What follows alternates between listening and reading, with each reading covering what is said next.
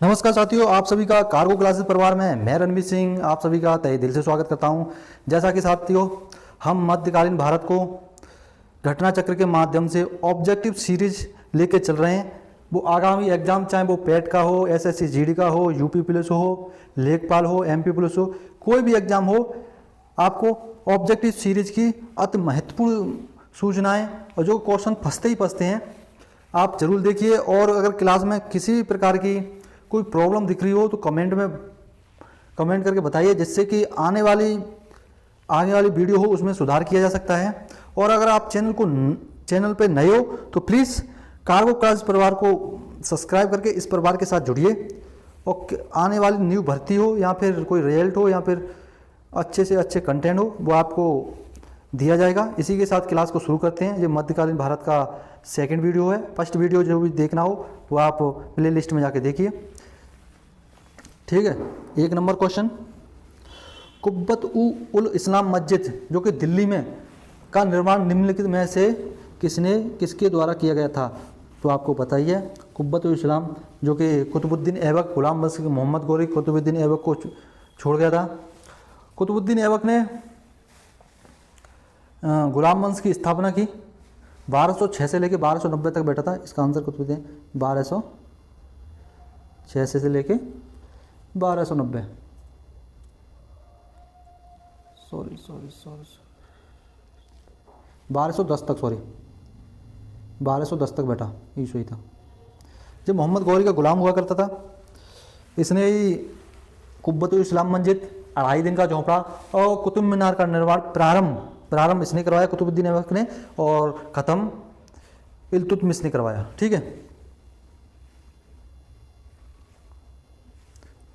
कुतुबुद्दीन ऐबक ने 1193 में मस्जिद का निर्माण शुरू करवाता है, ठीक है। और इसने क्या बनवाया? 2.5 दिन का झोपड़ा अजमेर में, और कुतुब मीनार आराम करवाई थी, वो भी दिल्ली में, ठीक है। इसकी उपाधि क्या थी कुतुबुद्दीन ऐबक की? इसे मलिक और सिपह सलाहर करते थे। सुल्तान की उपाधि इसने धारण नहीं की, क्योंकि ये अपने आप को गुलाम ही समझता था, ना कि सुल्तान। 2 नंबर क्वेश्चन, निम्नलिखित को कालक्रमानुसार करें रखें। सबसे पहले कौन सा? मैं आपको ट्रिक बताता हूँ इसकी। जैसे कि गुड़ खा तसला में, गुड़ का में, ठीक है। ग से गुलाम वंश, खिलजी, तुगलक, सैयद, और ला से लोधी। ये 5 वंश थे जो कि दिल्ली सल्तनत पे राज किया था इन्होंने, ठीक है। ऑप्शन नंबर डी, इलवरी। जो इलवरी इसलिए है, जो सबसे पहले जो अरब आक्रमण हुआ था वो इलवरी तुर्क हुआ करते थे, इसलिए फर्स्ट नंबर पे आएगा इलवरी, तो ऑप्शन नंबर डी हो जाएगा। 5वें नंबर पे खिलजी वंश और गुलाम वंश नहीं दिया है। पहले नंबर फर्स्ट पे, सेकंड खा त से तुगलक, सैयद और लोधी, ठीक।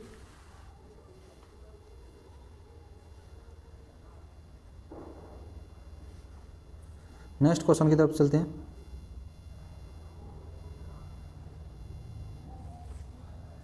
तीन नंबर क्वेश्चन, दिल्ली का वह सुल्तान कौन था जिसकी मृत्यु पोलो खेलते हुए हो गई थी? तो कुतुबुद्दीन ऐबक। कुतुबुद्दीन ऐबक की जो मृत्यु है चौगान या पोलो खेलते हुए हो गई थी। और जो कुतुबुद्दीन ऐबक की उपाधियां थी, जिसे लाख बख्श या जिंदा पीर भी कहते थे, लाख बख्श या जिंदा पीर, मलिक और सिपह सलार की भी उपाधि थी। सुल्तान की उपाधि नहीं थी इसके पास, ठीक है। घोड़े से गिर के हो गई थी 1210 में। ये दिया ये पोलो या फिर चौगान खेलते हुए, पोलो या चौगान बोलते हैं इसे। लाख बख्श गुलाम 1206 में कर दिया था। कुतुबुद्दीन ऐबक मोहम्मद गौरी का गुलाम था, ठीक। कुब्बतुल इस्लाम मस्जिद बनवाई अजमेर में 2.5 दिन का झोपड़ा और कुतुब मीनार। ठीक, 3 निर्माण करवाए थे। क्वेश्चन ज़्यादा है इसलिए अपन जल्दी जल्दी लेके चलते हैं। अब 4 नंबर क्वेश्चन, कुतुब मीनार किस प्रसिद्ध शासक ने पूरा किया था? अब मैंने आपको बताया कुतुबुद्दीन ऐबक ने तो नींव रखी और जो पूरा करवाया था वो करवाया था इल्तुतमिश ने। और इल्तुतमिश कौन था? कुतुबुद्दीन ऐबक का गुलाम तथा दामाद। गुलाम भी था, दामाद ही था। पहले गुलाम रखते थे, अगर वो अच्छा दिखता था और उसका तो उसे ही सेनापति बना देते थे और उसे ही अपनी लड़की का शादी कर देते थे। ठीक है। फिर तुगलक वंश में जिसकी आखिरी 5वीं मंजिल थी उस पर बिजली गिर जाती है तो वो थोड़ी जल जाती है, और 5वीं मंजिल की जो मरम्मत वो करवाई थी फिरोज शाह तुगलक ने। ये बात ध्यान रखना। 5 नंबर क्वेश्चन, दिल्ली के सुल्तान का पद संभालने से पहले बलबन किस सुल्तान का प्रधानमंत्री था? दिल्ली का सुल्तान, उससे पहले नासरुद्दीन जो कि टोपी सीखे अपना गुजारा किया करता था।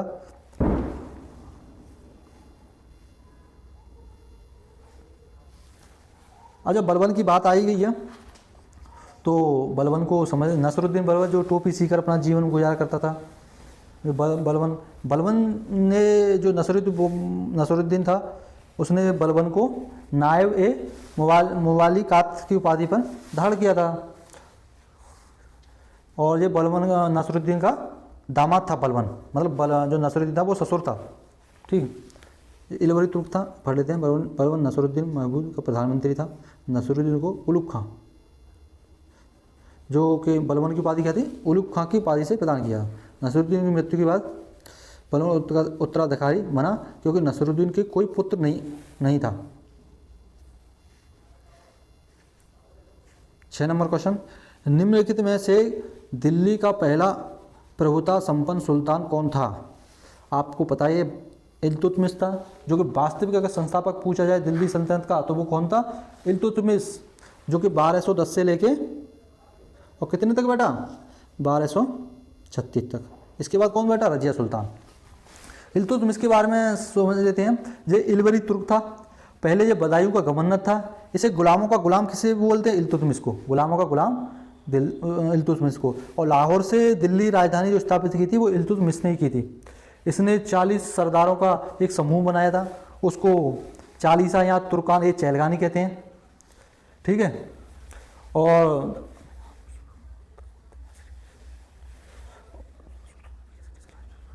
कुतुब मीनार, हाँ कुतुब मीनार का जो पूर्ण करवाया था, कुतुब मीनार को निर्माण पूर्ण का वो इल्तुतमिश ने करवाया था। इसी के समय में चंगेज खां का आक्रमण हुआ था भारत में। जो चंगेज खां कौन था? मंगोल था। 6 नंबर क्वेश्चन की तरफ चलते हैं।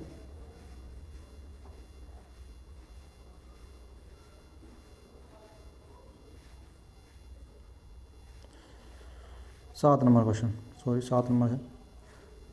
क्वेश्चन की तरफ चलते हैं। चंगेज खान ने जलालुद्दीन का पीछा करते हुए किसके शासनकाल में भारत की सीमाओं पर आक्रमण किया था? तो आपको बताई दिया इल्तुतमिश। चंगेज खान का जो जलालुद्दीन का पीछा करते हुए आया हुआ था, जब जलालुद्दीन इल्तुतमिश के दरबार में आता है शरण लेने के लिए, तो इल्तुतमिश से कहता है कि हाँ आप शरण दीजिए। तो इल्तुतमिश मना कर देता है कि वो चंगेज खान आ रहा है, उससे भारत को ऊपर कैसे बचाएंगे। तो अपने जलालुद्दीन को मना करते भगा देता है। इसलिए चंगेज खान भी बिना आक्रमण किए चला जाता है। ये देखो, मंगोल आक्रमणी चंगेज खान ने ख्वारिज़्म शाह के पुत्र जलालुद्दीन गांगवनी का पीछा करते हुए इल्तुतमिश के शासनकाल में 1220 से 1221 सिंध पर आक्रमण किया था, परंतु इल्तुतमिश ने महामारी को कोई सहायता नहीं दी। उसे मना कर दिया, सहायता नहीं दी थी। तो वापस है, तो भारत पर आक्रमण का भय भी टल गया। चंगेज खान वापस चला गया। 8 नंबर क्वेश्चन की तरफ चलते हैं। निम्न में से किसको शक्तिशाली नोबलों के रूप में एक चहलगानी के विकास का श्रेय दिया जाता है? तो मैं चालीसा या तुर्कान ए चहलगानी या चेहालगानी किसने स्टार्ट की थी? वो बलबन ने। मैंने आपको बता दिया। विनाश पूरा स्टार्ट किसने किया था? इल्तुतमिश ने तो स्टार्ट किया था। बलबन ने उसे क्या किया दिया? नष्ट कर दिया, विनाश। वो इसलिए कर दिया क्योंकि जो बलबन था वो 40 सरदारों में से भी एक था। उसमें से वो नसरुद्दीन शाह को जब मृत्यु हो जाती है तो अपने आप को राजा घोषित कर देता है, क्योंकि जो 40 सरदारों में से कोई विद्रोह ना करे, इसलिए उसको चहलगानी को खत्म कर देता है, विनाश कर देता है उसका।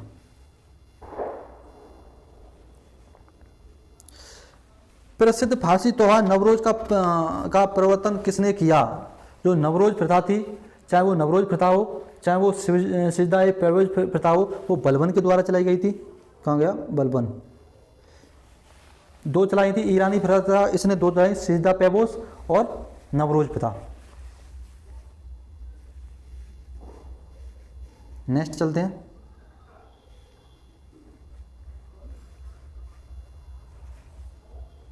सिजदा पेबोस के बारे में जान लेते हैं। सिजदा था झुककर राजा को, सुल्तान को सलाम करना, और पेबोस था उसके कदमों को चूमना।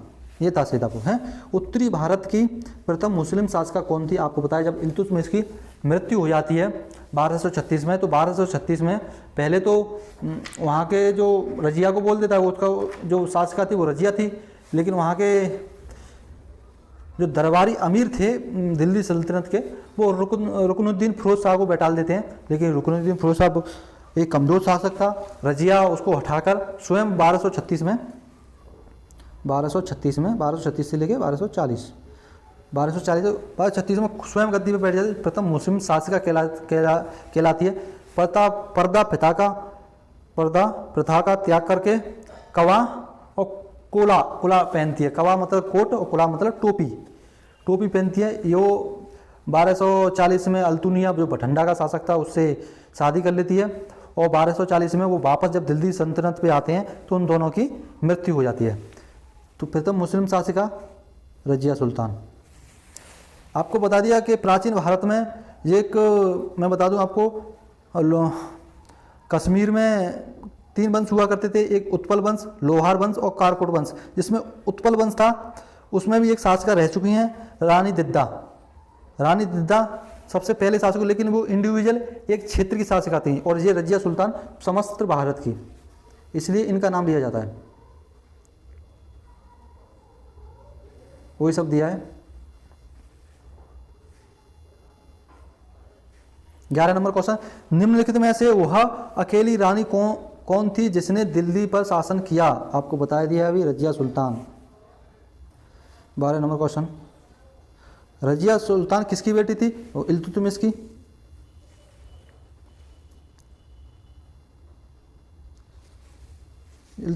इल्तुतमिश, सॉरी इल्तुतमिश ये लग गया था, इल्तुतमिश। 13 नंबर की तरफ चलते हैं।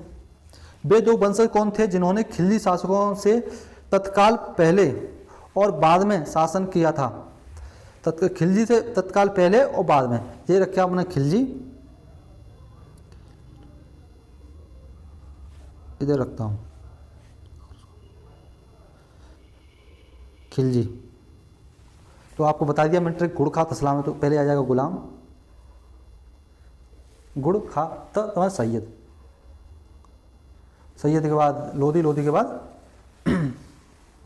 तुगलक तो ऑप्शन नंबर सी हो जाएगा, तुगलक। गुड़ खा खाओ त से तुगलक, जैसे खिलजी, इससे गुलाम, गुड़ खा त से तुगलक, स से सैयद, ला से लोधी, ठीक, सी हो जाएगा ऑप्शन नंबर। 14 नंबर क्वेश्चन की तरफ चलते हैं।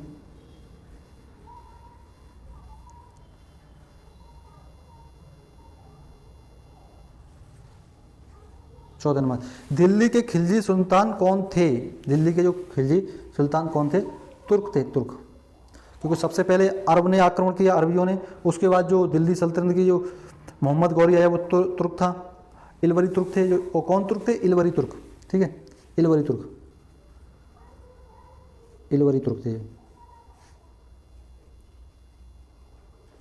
थे।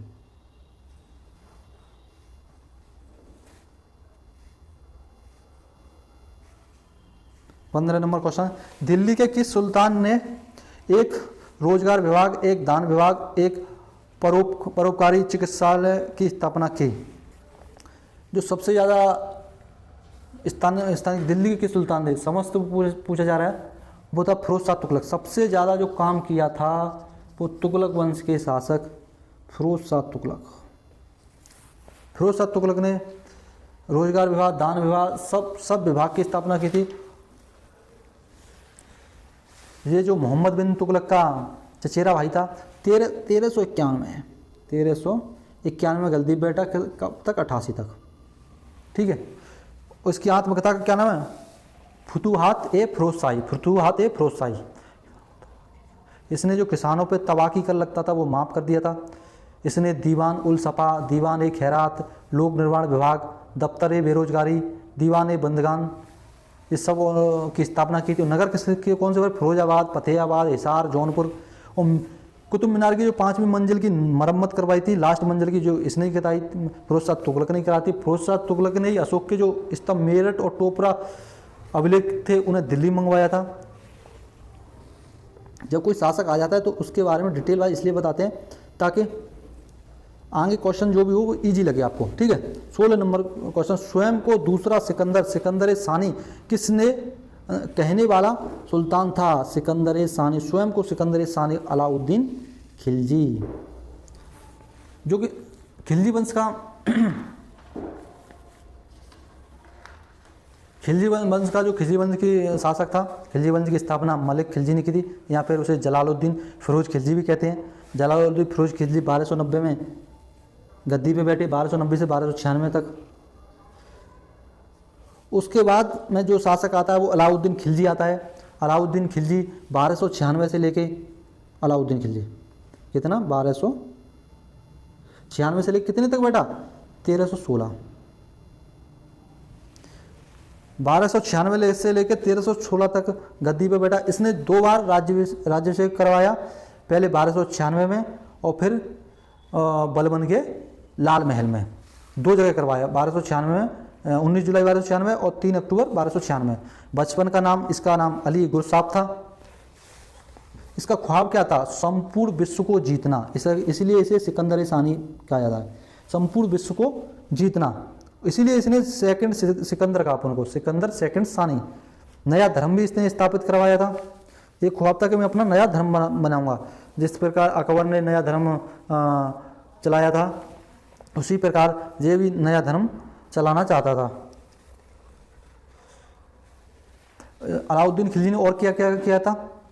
उपहार और दान वापस, जो कोई उपहार नहीं लेगा, कोई किसी से दान नहीं लेगा। गुप्तचर विभाग की स्थापना की थी। शराब और जुआ पे प्रतिबंध लगा दिया भाई साहब। अलाउद्दीन खिलजी ने ये सही किया था, शराब और जुआ पे प्रतिबंध लगाया था। अमीरों और सरदारों पर दावत या विवाह पर रोक लगा दी थी। इसके समय में मंगोलों का 6 बार भारत पे आक्रमण हुआ था। और इसने क्या किया था अलाउद्दीन खिलजी ने? और अलाउद्दीन खिलजी आ ही गया तो इसे पूरा समझते हैं। बाजार नियंत्रण प्रणाली किसने लागू की थी? अलाउद्दीन खिलजी ने। घोड़े को दागना, मंडी क्या कहते हैं लगाना किसने चालू करवाया था? अलाउद्दीन खिलजी ने। एक इसने वाणिज्य विभाग भी बनाया था। और दीवान ए मुस्तगान राजस्व वसूली के लिए। और प्रथम सुल्तान भूमि पैमाइश, वास्तविक आय पर कर लेना, जिस पर जितनी भूमि हुआ करती थी उसी के हिसाब से कर लिया करते थे। इससे पहले क्या होता था, चाहे किसी के पास 10 एकड़ ज़मीन हो चाहे 50 एकड़ ज़मीन हो, वो जितना सेम देता था। जो 10 एकड़ वो ज़मीन वाला जितना कर देता था वो 100 एकड़ ज़मीन वाला भी कर देता था। लेकिन अलाउद्दीन खिलजी के पास जितनी ज़मीन होती थी उसके हिसाब से कर दिया गया। और कर कितना लेता था? ये पैदावार का 50% नगद।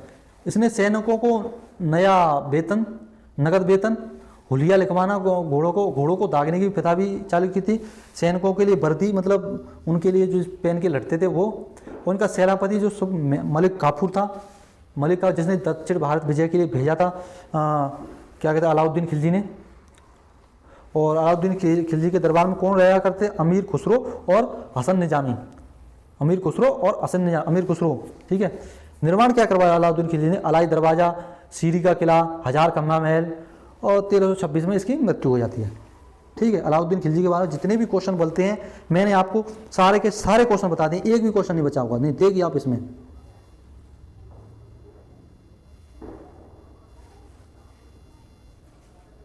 सत्रह नंबर क्वेश्चन की तरफ चलते हैं। किसके शासनकाल में सबसे अधिक मंगोल आक्रमण हुए? तो आपको मैंने बता दिया है, मंगोलों का सबसे ज़्यादा अलाउद्दीन खिलजी के समय हुआ। कितनी बार? 6 बार। और सबसे पहले किस में हुआ था? इल्तुतमिश के समय में, चंगेज खां का।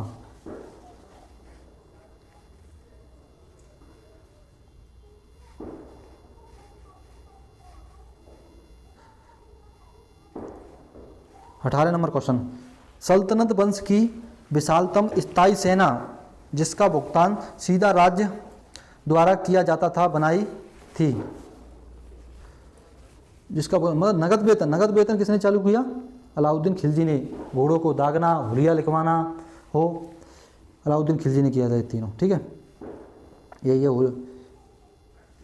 हुलिया लिखने के पिता, घोड़ों को दागने के पिता, सेना को नगद वेतन, ये सब अलाउद्दीन खिलजी के समय में वो चालू हुआ था। मलिक गाफूर जनरल था, आपको बता ही दिया। मलिक गाफूर सबसे ज़्यादा क्वेश्चन पूछा है। दक्षिण भारत विजय के लिए अलाउद्दीन खिलजी ने मलिक गाफूर को भेजा। मलिक गाफूर को 1000 दिनारी भी कैसे कहते हैं क्योंकि ये गुजरात से 1000 दिनार में खरीदा था। मलिक गाफूर के बारे में दिया है, मलिक गाफूर अलाउद्दीन खिलजी का सेनापति था। इसका वास्तविक नाम चंद्रराम था। आज ये भी मैंने क्वेश्चन नया ही देखा, चंद्रराम था। 1000 दिनार में 1000 दिनारी कहते हैं जी, तो बताइए चंद्रराम। मलिक गाफूर का नाम क्या था? चंद्रराम। 20 नंबर क्वेश्चन, दिल्ली के प्रथम सुल्तान जिन्होंने दक्षिण भारत को पराजित करने का प्रयास किया, तो आपको बता ही दिया है थोड़ी देर पहले, अलाउद्दीन खिलजी ने। और किसको भेजा था? अलाउद्दीन खिलजी ने स्वयं गया था, मलिक गाफूर को।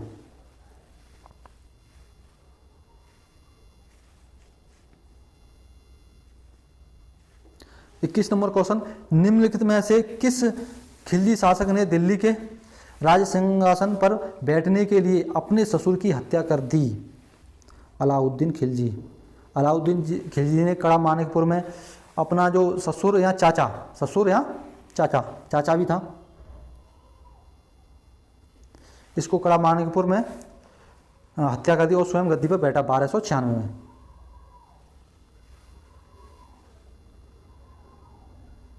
बलबन के लाल महल में। कड़ा मानिकपुर कहाँ है? बलबन का लाल महल कहाँ है? कड़ा मानिकपुर में। ठीक है। मदुरई तक सफलतापूर्वक बढ़ने वाला दिल्ली का जनरल कौन था? आपको पता ही है, दिल्ली का जनरल के बारे में पूछा है, वो कौन था? मलिक गाफूर।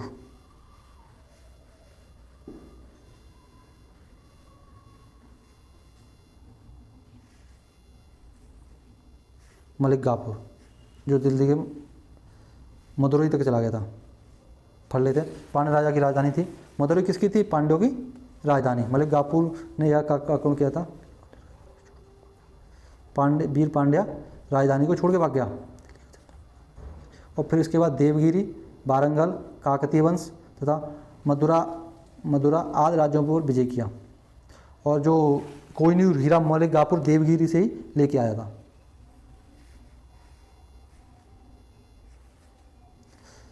बाजार विनिमयन प्रणाली आरंभ की गई थी। बाजार नियंत्रण प्रणाली किसने आरंभ की थी? मैंने आपको बता ही दिया है कि ये अलाउद्दीन खिलजी ने।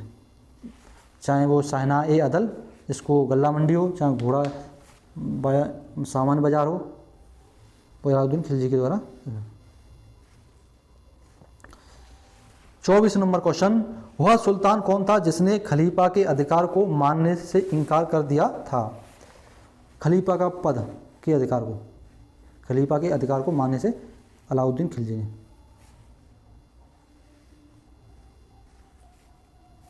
अलाउद्दीन खिलजी ने खलीफा के अधिकार को मानने से इनकार कर दिया था, जबकि कुतुबुद्दीन मुबारक खिलजी ने स्वयं को खलीफा घोषित किया था। अलाउद्दीन खिलजी के बचपन का नाम अली गुरसाब था, ये आपको बता ही चुके हैं। 25 नंबर क्वेश्चन, दिल्ली के निम्नलिखित सुल्तानों में से किसे इतिहासकारों ने विरोधाभासों का मिश्रण बताया? विरोधाभासों का मिश्रण। मोहम्मद बिन तुगलक, MBT। मोहम्मद बिन तुगलक वंश का ये था मोहम्मद बिन तुगलक, जो कि मोहम्मद बिन तुगलक कौन सा? 1325 में। 1325 से लेके 51 तक इसका शासन रहता है। इसका मूल नाम जौना खां था। इसे दुनिया का खान भी कहते थे। इसकी दुनिया क्यों कहते हैं? क्योंकि अगर दिल्ली सल्तनत में वास्तविक पढ़ा लिखा विद्वान अगर जाना जाता है वो मोहम्मद बिन तुगलक ही था। इसकी योजनाएं विफल हो गई थी, 5 योजनाएं, जो भी आप बताएंगे, इसलिए इसे मूर्ख कहते हैं। नहीं तो क्या कहते हैं, अगर सबसे ज़्यादा अगर पढ़ा लिखा और योग्य अगर शासक था वो मोहम्मद बिन तुगलक ही था पढ़ने के मामले में, जो कि विख्यात था। मोहम्मद बिन तुगलक अब आ ही गया तो इसके बारे में जाने। दुनिया का खान इसलिए कि इसकी विद्वता को देखते हुए। और क्या जाने, इसलिए जहाँपनाह नगर की भी स्थापना की थी, और जहाँपनाह नगर दिल्ली सल्तनत का अगर सबसे बड़ा विद्वान माना जाए तो उसको माना जाता है। और इसी के समय में 1326 में विजयनगर साम्राज्य की स्थापना हुई थी, और किसने की थी? हरिहर और बुक्का ने, और 1347 में बहमनी साम्राज्य की भी स्थापना हुई थी, और बहमनी साम्राज्य की किसने स्थापना की? हसन गंगू ने, ठीक है। और निजामुद्दीन चिश्ती अजमेर में, और सालार मसूद गाजी की बहराइच में की कब्र पे भी गया। इस सालार मसूद गाजी की जो दरगाह है, कब्र है, वो बहराइच में, यूपी में। जब इसको बहुत बार क्वेश्चन पूछा था। इसी के दरबार में राजशेखर और जिन प्रभा सूरी भी रहा करते थे। राजशेखर की रचना कौन सी है? कौन सी? जैसे वो क्या कहते हैं, कर्पूरी मंजरी किसकी रचना है? राजशेखर की, ठीक है। हिंदुओं के साथ ये अच्छा व्यवहार किया करता था। इसी के समय में 1333 में इब्न बतूता मोरक्को का था, अफ्रीका भारत आया था। उसकी बुक कौन सी थी? रेहला। मोरक्को की जो इब्न बतूता की पुस्तक कौन सी है? रेहला। और इब्न बतूता को क्या कर दिया? दिल्ली का काजी नियुक्त कर दिया। और एक इसने 1342 ईस्वी में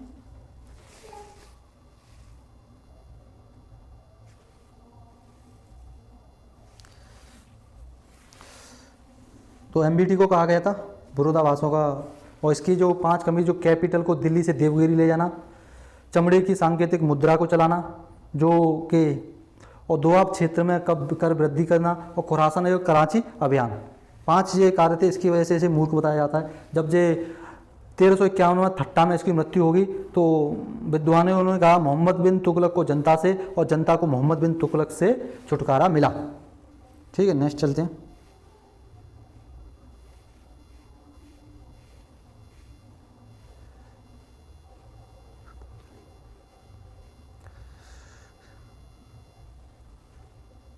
छब्बीस नंबर क्वेश्चन, किस कारण से मोहम्मद बिन तुगलक असफल व्यक्ति था? किस कारण से था?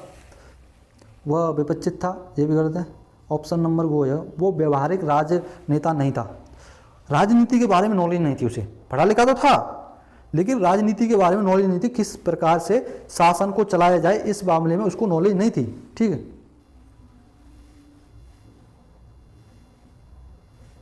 ये मैंने आपको बता ही दिया है। 27 नंबर क्वेश्चन, मोहम्मद बिन तुगलक निपुण था, किस में निपुण था? दर्शन में, फिलोसफियर में, ठीक है। संगीत में नहीं था, कला में भी नहीं था। अगर विद्वानता आ जाए तो विद्वानता भी लगा सकते हैं। ये दिया है मैंने आपको बताया। मोहम्मद बिन तुगलक दिल्ली सल्तनत के सुल्तानों में सर्वाधिक विलक्षण व्यक्तित्व वाला शासक था, ठीक है। वह अरबी फारसी का महान विद्वान था। ज्ञान विज्ञान की भी नॉलेज थी उसे। विधाओं यथा खगोल शास्त्री, दर्शन, गणित, चिकित्सा विज्ञान, तर्कशास्त्र आदि में पारंगत था। उसे सब सब्जेक्ट की नॉलेज थी कि लेकिन राजनीति की नॉलेज नहीं थी, पॉलिटी नहीं पढ़ी उसने। 28 नंबर क्वेश्चन, सन 1329 और 1330 ईस्वी के बीच किसने तांबे के सिक्कों के रूप में प्रमाण स्वरूप मुद्रा प्रचलित की थी? प्रमाण आप बोला मोहम्मद बिन तुगलक। सांकेतिक मुद्रा किसने चलाई? मोहम्मद बिन तुगलक ने।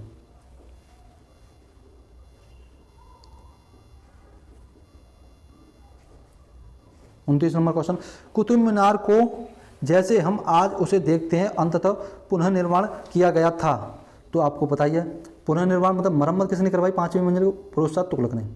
फिरोज शाह तुगलक के बारे में अपन पढ़ चुके हैं। 30 नंबर क्वेश्चन की तरफ चलते हैं।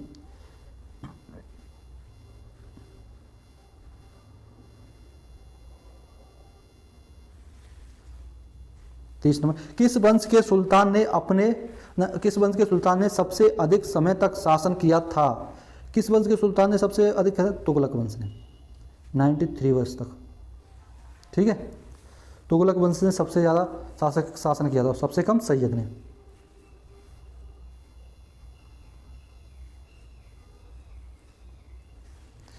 तुगलक वंश ने किया था सबसे ज़्यादा, ठीक है। 1300 यहाँ से घटा दिए 4, इसमें से एक लिया 11 में से दोगे तो 9, 94 वर्ष तक।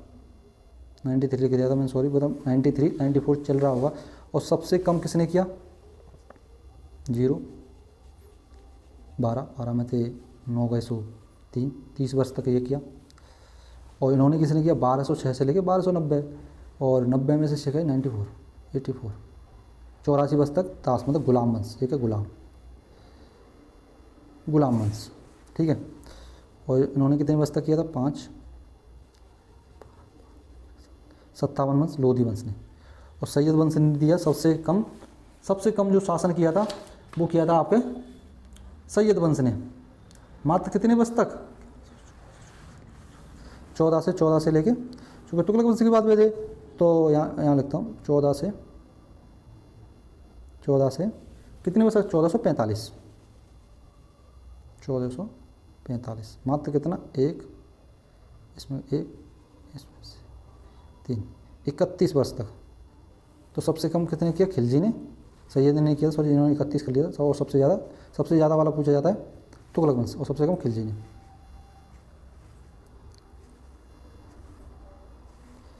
नीचे दिए गए दिल्ली के सुल्तानों के वंशों को कालक्रमानुसार में व्यवस्थित कीजिए। और सबसे पहले कौन आया आपको पता ही है, सबसे पहले जो आया वो गुलाम वंश आया कालक्रम के अनुसार भी। सबसे पहले गुलाम वंश आया, गुड़ खा त स लोधी, और नहीं दिया 5वें नंबर पे क्या हो जाएगा लोधी कितने में आएगा 5वें नंबर, ऑप्शन नंबर हो जाएगा डी, ठीक है।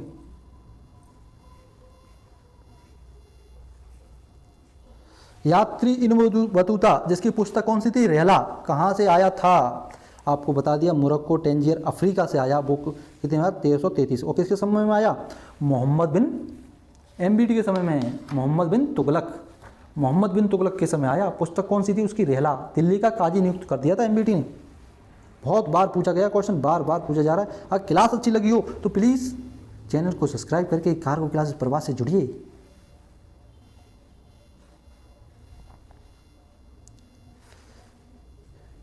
तैतीस नंबर क्वेश्चन, इन बतूता किसके शासन में भारत आया, मोहम्मद बिन तुगलक के समय में, आपको बता ही दिया। निम्नलिखित में से मिलान करना है।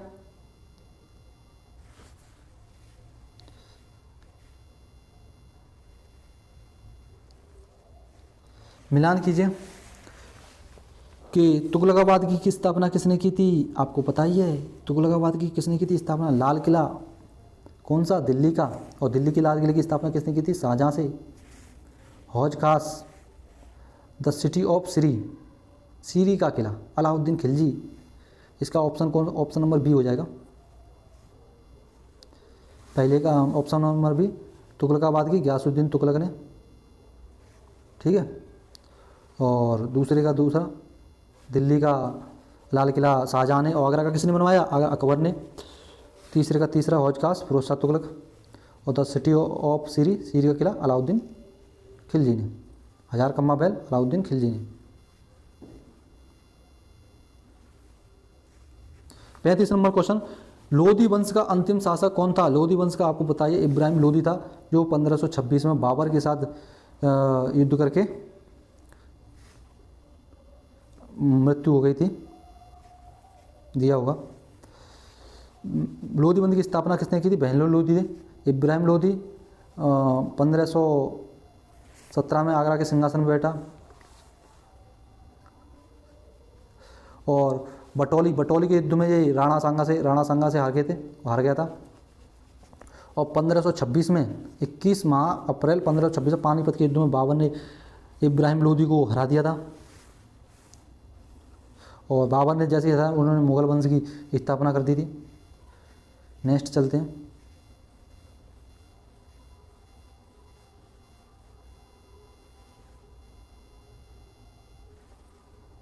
छत्तीस नंबर क्वेश्चन, आगरा नगर की स्थापना निम्नलिखित में से किसके द्वारा की गई थी। आगरा नगर की स्थापना आपको बताइए सिकंदर लोधी के द्वारा की गई थी 1504 में। और उसके बाद इसने आगरा को राजधानी भी बनाया सिकंदर लोधी ने। 1504 में स्थापना की थी, उसके बाद राजधानी बनाया। और सिकंदर लोधी ने ही गजे सिकंदरी का प्रचलन करवाया था भूमि मापन के लिए। और ये क्या कहता, गुलरुखी नाम से कविताएं लिखता था। जैसे बाद में आएगा कौन, जफ़र, बहादुर शाह जफ़र। वो जफ़र नामे से कविता लिखता था, ये गुलरुखी नाम से, उपनाम से कविताएं लिखता था। टाइम जल्दी वजह से अपन जल्दी चलते हैं, अब डिटेल वाइज नहीं। लोधी वंश की स्थापना किसने की थी, वो बताइए बहनलाल लोधी ने। लोधी वंश की जो स्थापना की थी वो बहनलाल लोधी ने की थी। उसके बाद सिकंदर लोधी आते हैं, और सिकंदर लोधी के बाद कौन आता है, इब्राहिम लोधी। ठीक है, सिकंदर लोधी के बारे में अगर जानना है, बचपन का नाम निजाम खां था, आगरा शहर की स्थापना की थी, और इन्होंने रचना, जिनकी ग्रंथ रचना कौन थी, फरहंगे सिकंदरी आदेश पर, जो संस्कृत के आयुर्वेदा ग्रंथ का फारसी में अनुवाद था। और इसने, सिकंदर लोधी ने ही मुस्लिम महिलाओं को मज़ार पर जाने से मना कर दिया, ताजिया निकालने पर प्रतिबंध कर दिया था। दाढ़ी नहीं रख सकते थे, दाढ़ी भी क्लीन चिट रखता था, खुद तो दाढ़ी रखता था, दूसरों को नहीं रखने देता था शायद। नगर कोट के ज्वालामुखी मंदिर को मूर्तियों को तोड़वाकर वो टुकड़े मांस तोड़ने वाले उनको कसाईयों को दे दिए थे इसने। नगर कोट का जो ज्वालामुखी मंदिर, उसको मूर्ति को तोड़वा के वो टुकड़े, पत्थर के टुकड़े कसाईयों को दे दिए थे मांस तोड़ने के लिए।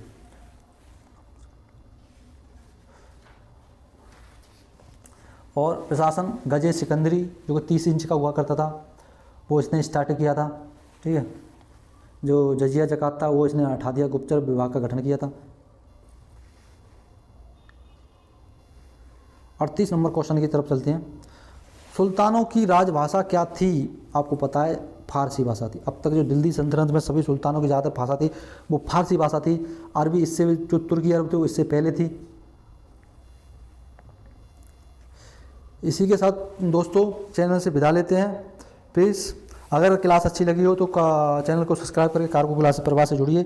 और अगर वीडियो में किसी भी प्रकार की दिक्कत होती है या प्रॉब्लम आपको दिखती है तो कमेंट में हमको बताइए, ताकि आने वाली वीडियो में सुधार किया जा सके। तो इसी के, अगर आप चैनल पर नए हो तो सब्सक्राइब करके कार्गो क्लास परिवार से जुड़िए, दोस्तों तक शेयर कीजिए। धन्यवाद। जय हिंद साथियों।